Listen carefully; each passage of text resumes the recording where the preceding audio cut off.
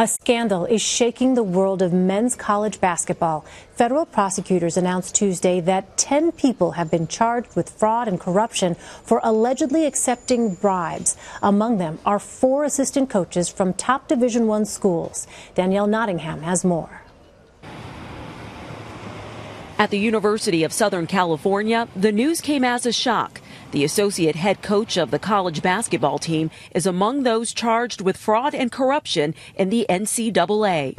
It just came out of nowhere, like, wow. Certainly anything that could impact the future of the team is concerning to me. Tony Bland is one of 4 coaches accused of accepting bribes in exchange for their influence, including Lamont Evans of Oklahoma State, Chuck Person at Auburn, and Emmanuel Richardson at the University of Arizona. All of them had the trust of the young players they coached and recruited.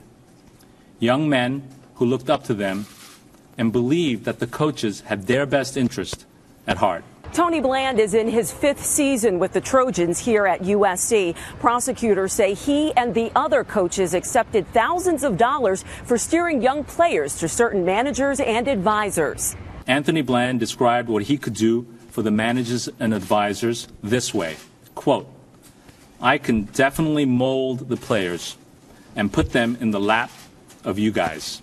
Altogether, 10 people were charged, including an employee at the Adidas sportswear company.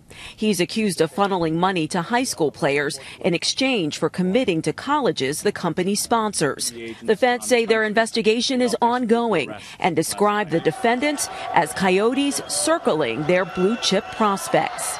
Danielle Nottingham, CBS News, Los Angeles. Emily Compagno is a legal and sports business analyst, and she joins me now with more. So, Emily, we heard it touched on there in Danielle Nottingham's piece, but can you explain what these coaches were accused of doing, and why are the allegations serious enough that you had federal officials involved here? Right, they're incredibly serious. Now, there's essentially 2 hosts of allegations here. There's 2 groups of it, and one in turn says that these assistant coaches were accepting bribes in order to funnel money once players became professionals towards certain financial investors. And then the other host of allegations alleges that Adidas was funneling money toward 3 players and their families in exchange for them attending Adidas-sponsored colleges and then accepting sponsorships with them once they turned professional.